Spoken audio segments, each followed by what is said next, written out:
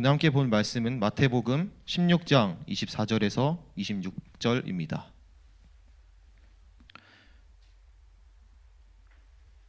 우리 다 함께 같이 읽겠습니다.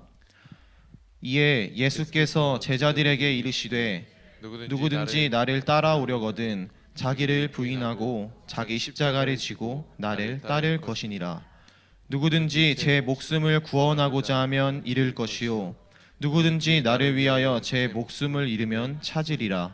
사람이 만일 온 천하를 얻고도 제 목숨을 잃으면 무엇이 유익하리요? 사람이 무엇을 주고 제 목숨과 바꾸겠느냐? 아멘. 지난주 우리는 영화 라이온 킹을 보면서 예수님을 만난 사람이 어떻게 변화되는지를 같이 알아봤습니다. 예수님을 만나면 자신의 정체성을 알게 됩니다. 내가 하나님의 자녀이고 하나님이 가장 사랑하는 그 사람이 나라는 것을 나는 알게 됩니다. 하지만 팬은 그런 정체성을 잊은 채 혹은 모르고 있는 채 그저 그렇게 삶을 살아가곤 하지만 제자는 그런 정체성을 깨닫고 예수님을 따르는 삶을 살고 있습니다. 우리가 함께 팬인가 제자인가 라는 주제로 가지고 2월 한 달 동안 함께 나눠봤습니다. 그 마지막 시간이 오늘은 예수님을 따르는 제자의 삶은 과연 어떤 삶인가에 대해서 함께 알아보고자. 오늘 우리가 함께 볼 영화는 바로 명량입니다. 2014년에 개봉한 이 영화는 많은 흥행이 되었는데요. 저도 이 영화를 할 당시에 영화관에서 이 영화를 보면서 많은 생각을 했던 그런 기억이 납니다. 이 영화의 주인공은 대한민국 국민이라면 누구나 좋아하고 또 누구나 존경하는 바로 이순신 장군입니다. 또 이 영화의 배경이 되는 사건은 제목에서 나와 있듯이 바로 명량해전입니다. 이 명량해전은 임진왜란이 끝나고 3년 후에 다시 일어난 정유재란의 초반부에 일어난 그런 전투인데, 이 명량해전이 놀랍고 유명한 이유는 압도적으로 불리한 상황임에도 불구하고 승리를 거뒀다는 것입니다. 사실 조선의 수군, 해군은 굉장히 강했습니다. 조선의 주력 배가 구선, 즉 거북선 그리고 판옥선이었는데, 우리 거북선은 말할 필요도 없이 굉장히 유명한 배고, 판옥선 역시 일본의 배들보다 더 크고 강했습니다. 그러나 명량해전이 있기 전에 칠천량해전이라는 전쟁에서 대패한 우리 조선 수군은 대부분의 배가 다 없어지고 단 12척의 배만 남았습니다. 선조실록에는 13척이라고 나와 있고 그러는데, 일단 영화에는 12척이라고 했기 때문에 12척으로 계속 말하겠습니다. 반면에 기세등등한 일본의 배는 무려 330척이었습니다. 현실적으로 봤을 때 계란으로 바위치기 격인 싸움이었습니다. 뿐만 아니라 일본은 아주 잔인하게 조선 백성들을 죽이고 또 마을에 약탈했습니다. 우리가 신앙생활을 할 때도 위협이 되는 것들이 있습니다. 사탄이 가장 싫어하는 게 뭐냐면 바로 우리가 하나님 앞에서 바로 설 때입니다. 예수님의 제자가 되겠다고 결단하고 매일 말씀을 묵상하고 성경을 가까이 하며 하나님과 가까워질 때, 그럴 때마다 우리에게는 어려움이 찾아옵니다. 참 이상한 것 같습니다. 나는 분명 신앙생활을 열심히 하고 있고 하나님과 더 가까워진 것 같은데 하필 그럴 때마다 계속 어려움이 찾아옵니다. 하지만 그 어려움이 바로 내가 올바른 길을 가고 있다는 증거임을 믿으시기 바랍니다. 사탄은 우리가 하나님과 가까워질 때 그럴 때마다 어떻게 해서든 다시 끌어내리려고 노력합니다. 제가 좋아하는 한 목사님이 이런 이야기를 하셨습니다. 지금 내가 신앙생활을 하는데 어려움과 고난과 역경이 전혀 없다면 내가 과연 지금 올바른 길을 가고 있는지 다시 한번 점검해 봐야 된다. 왜냐하면 우리가 올바른 제자의 길을 가는 것이 사탄이 가장 싫어하는 그런 일이기 때문입니다. 사탄이 가장 싫어하는 길, 곧 올바른 제자의 길입니다. 12척 대 330척. 누가 봐도 승산이 없는 그런 싸움입니다. 만약에 육지였다면 그나마 지형을 이용하거나 아니면 함정을 파서라도 어떻게든 싸워보겠지만, 바다 위에서의 싸움은 그런 것조차 할 수 없는 싸움입니다. 아무리 애를 써도 승산이 없습니다. 조선의 왕은 이미 이순신 장군에게 철수를 명령하고 육군과 합쳐서 다시 싸우라는 명령을 내렸습니다. 또한 행주대첩의 주인공인 권율 장군님도 이제 이순신 장군을 도와주지 않습니다.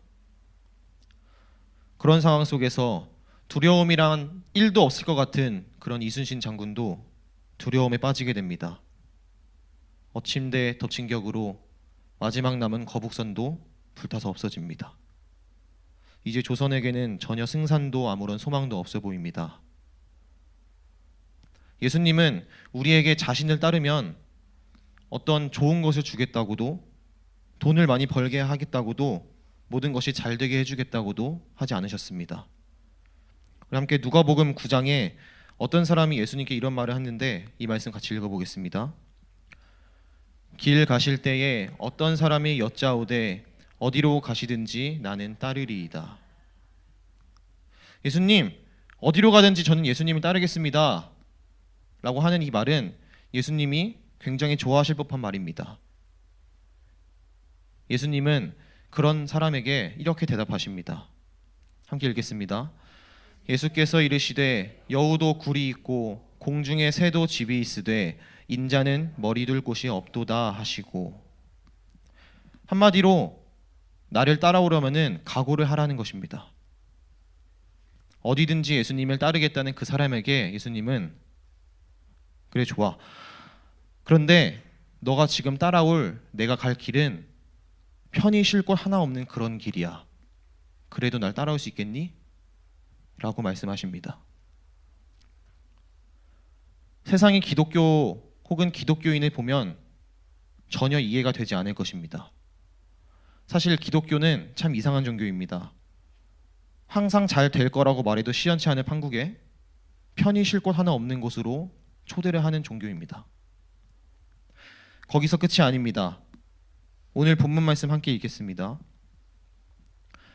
이에 예수께서 제자들에게 이르시되 누구든지 나를 따라오려거든 자기를 부인하고 자기 십자가를 지고 나를 따를 것이니라. 아멘.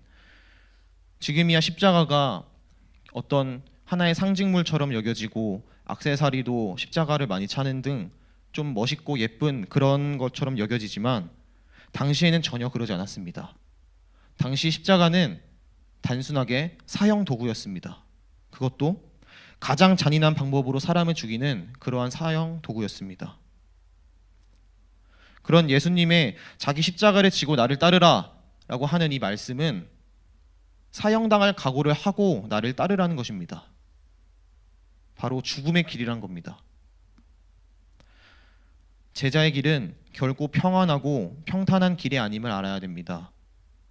제자의 길은 오히려 죽음으로 가는 그런 길입니다. 아직도 살고자 하는 자가 있다니 통탄을 금치 못할 일이다. 우리는 죽음을 피할 수 없다. 살고자 하면 필히 죽을 것이요 또한 죽고자 하면 살 것이니. 이순신 장군이 한 이 말이 바로 기독교의, 아니 제자의 길의 본질입니다. 살고자 하면 반드시 죽고 필생직사, 죽고자 하면 반드시 살 것이니 필사직생. 우리에게 죽음은 육체적인 죽음뿐만이 아닙니다. 우리에게 있어서 죽음은 하나님과의 관계가 끊어지는 것이 바로 죽음입니다. 우리가 당장 이 세상에서 편안하게 산다면 반드시 죽습니다. 오늘 본문 말씀입니다. 누구든지 제 목숨을 구원하고자 하면 잃을 것이요 필생직사, 누구든지 나를 위하여 제 목숨을 잃으면 찾으리라. 필사직생. 물론 예수님을 믿으면 축복도 받고 세상적으로 잘 될 수 있습니다. 하지만 중요한 것은 이것이 우리가 예수님을 믿고 따르는 그 목적이 아니라는 것입니다. 우리가 예수님을 따르는 이유는 예수님 그분 자체여야 되고 또한 그분처럼 살기 위해서입니다. 우리는 이 땅에서가 끝이 아닙니다. 우리는 저 하늘나라에 소망을 두고 사는 하나님의 백성입니다. 유대교도들이 또 로마인들이 그렇게 기독교인들을 핍박하고 고문하고 죽여도 계속해서 부흥해 나갑니다. 아마 이렇게 생각했을 것입니다. 이만큼 고통을 주고 불이익을 주고 심지어 목숨을 뺏어가는데 이제 이만하면 그만하겠지 라고 생각했겠지만 전혀 그러지 않았습니다. 기독교는 순교자들의 피 위에 세워진 종교입니다. 그 신앙의 선배들이 아무리 고통당하고 죽임을 당해도 눈 하나 깜빡하지 않고 오히려 복음이 더 퍼져나가는 이유가 무엇이겠습니까? 제자의 길은 혼자 가는 길이 아닙니다. 좁고 어둡고 험난한 길이지만 그 길은 예수님이 인도하는 길이시고 또한 예수님이 나와 함께 가시는 그 길입니다. 그렇게 되면 그만큼 안전한 길도 없고 그만큼 든든한 동역자도 없습니다. 우리는 죽어야 사는 존재들입니다. 이순신 장군과 그 아들의 대화에서 이런 대사가 나옵니다. 만일 그 두려움을 용기로 바꿀 수만 있다면. 우리는 사람이기 때문에 당연히 두려움을 느낍니다. 심지어 예수님도 겟세마네 동산 위에서 기도하실 때 두려움을 느끼셨습니다. 하지만 중요한 것은 그 두려움을 용기로 바꿔야 한다는 것입니다. 우리는 언제 두려움이 용기로 바뀝니까?